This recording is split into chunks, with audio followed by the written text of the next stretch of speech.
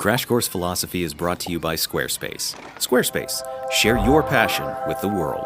Over the centuries, the effort to craft a perfect, bulletproof argument for the existence of God has taken many forms. There was the ontological argument of Anselm, there were the four cosmological arguments of Aquinas, and they still have their supporters. But many modern philosophers feel that they're simply too flawed, too inconsistent with our scientific understanding of the universe to be convincing today. But there was a fifth argument posited by Thomas Aquinas, and it was popularized several hundred years after his time, in the late 1700s, by the English Christian philosopher William Paley. And this argument for God's existence is still around today, too. In fact, it's one of the most popular. It's known as the teleological argument. You may know it as intelligent design.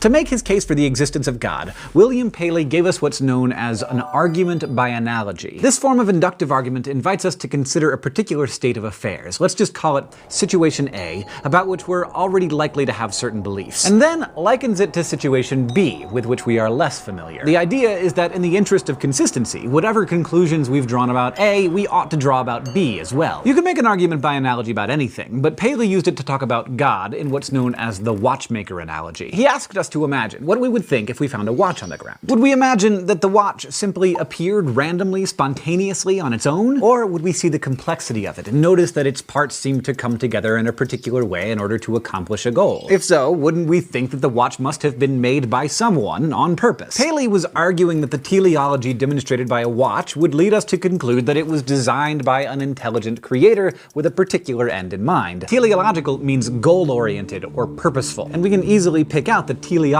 of man-made objects. Got a mug here, as an example. It was created with a particular teleology in mind. It was designed to hold a liquid without leaking. It's got a handle, put here deliberately in such a way that human fingers could easily fit into it, and its composition is such that it will keep the liquid inside warm without burning the hand that holds it. We wouldn't assume that a coffee cup would simply come to be exhibiting such perfect design for its particular function without someone having created it that way on purpose. So in the same way that the teleology of a cup implies the existence of a cup maker, and that of a watch implies the existence of a watchmaker, Paley saw teleology in the world and assumed from that God's existence. He continued his analogy by comparing a watch to a living organism. Look at the complexity of the human body. Heart and lungs working together, producing sweat to keep ourselves from overheating, transforming food into energy. We're just generally amazing all around. Look at how elements of the natural world operate according to complex laws that sustain a beautiful natural harmony. Paley said that this couldn't possibly just have happened any more than the design of a pocket watch could just have happened. There must be a designer. If you accept this analogy, then you agree with Paley that just like the purposefulness of a watch compels us to believe in a watchmaker, the purposefulness of the world compels us to believe in a world maker, God. And you might think this is a fantastic argument. It might even be what motivates your own belief in God. There are lots of people who say things like sunsets and babies show them that there must be a designer God. But some of you probably aren't buying it, and you know what to do. Arguments are refuted by counter-arguments. So when you want to refute an argument by analogy, you offer a disanalogy. Basically, you demonstrate that situation A and situation B are dissimilar enough that the analogy doesn't actually work. So to object to Paley, we have to identify a way in which elements of the natural world, like human bodies, are relevantly dissimilar to watches. When we're talking about a watch, an objector might say, it obviously had a creator. After all, we can take it apart and see clearly how the gears fit together and move the hands and keep time. But there's so much in the natural world that isn't understandable in the same way. For instance, why would God have designed our eyes to have a blind spot? Paley responded that it doesn't matter whether we can understand how something was created. The point is simply that it was. He might point out, for instance, that I actually don't understand the inner workings of my phone, but I still know it had a creator.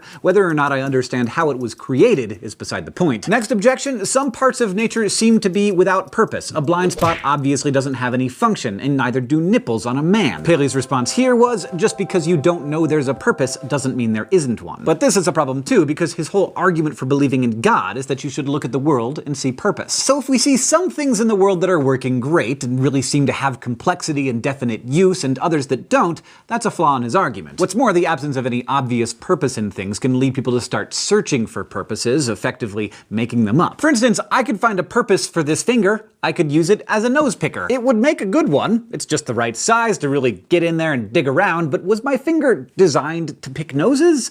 Probably not. 20th century British philosopher Bertrand Russell made fun of this purpose-finding tendency by pointing out that you could look at a bunny and form the belief that God gave it a fuzzy white tail so hunters would have something to shoot at. The point is, if we're the ones inventing purposes rather than recognizing ones that are inherently there, then we're the real creators of purpose in the world, not God. Basically, if you believe that God made eyes for seeing, then you also have to believe that he designed fingers as nose pickers and rabbit tails as bullseyes and blind spots as ways for us to get into car accidents. So the counter-argument here is we don't just get to pick and choose and say God designed the stuff we want him to have designed and not the other stuff. Rather than searching for disanalogies, another way Paley's argument has been countered is with an alternative explanation for condition B. Paley says that bodies are purposeful and from there concludes that the purpose had to have been put there by an intelligent creator. But another explanation for how bodies came to have the complexity and functionality they have today is natural selection and random mutation. We can concede that the existence of a designer god helped make sense of the origins of the world in a pre-scientific age, but now we have a perfectly good scientific explanation for how the complexity of the world came about. So who needs a watchmaker when you have evolution by natural selection? Another objection to Paley's case came from the 18th century Scottish philosopher David Hume,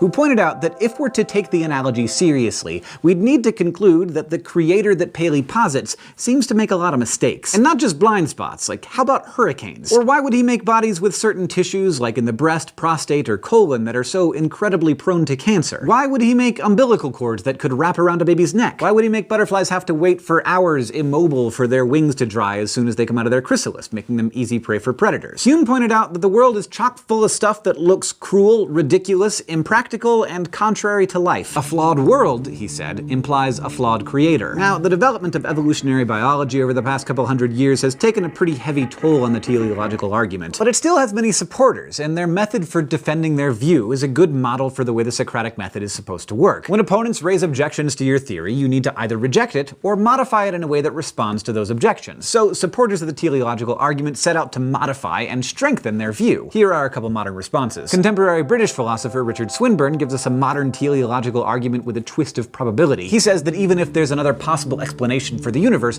we should go with the explanation that's most likely to be true. And he says that it's simply more probable that God designed the world than that it came about through the pure chance of evolutionary processes. Likewise, another class of modern defenses of the teleological argument are collectively known as fine-tuning arguments. These arguments accept the Big Bang and evolution as scientific truths, but they maintain that for the evolution of life to occur, it's most likely that God set up the precise conditions that it required, rather than them coming about by accident. After all, if Earth were just a little closer to or farther from the sun, if the composition of the atmosphere was slightly different, if the content of our oceans was something other than what it is, life would have never taken root. A lot of people think these modernized arguments have more going for them than Paley's did. This is partly because these types of teleologists have moved from making assertions about certainty to making claims about probability, which seem easier to get right and to defend. Objectors will counter by saying that the problem with these arguments is you can't really make a probability claim when you only have a sample set of one. If we had multiple Earths that we could examine, we could see how likely any particular adaptation is or how unique the conditions for life are. Then we would know if it were likely or unlikely to happen without God. But we can't know that, at least not now, because we can only access this one world where we know that things evolved as they did. Thus, the counter-argument goes, Swinburne and other modern teleologists are right to recognize that if things were slightly different, then life maybe wouldn't have evolved or would have evolved very differently. But that is wholly different from claiming that it's unlikely to have happened in the first place. So, today,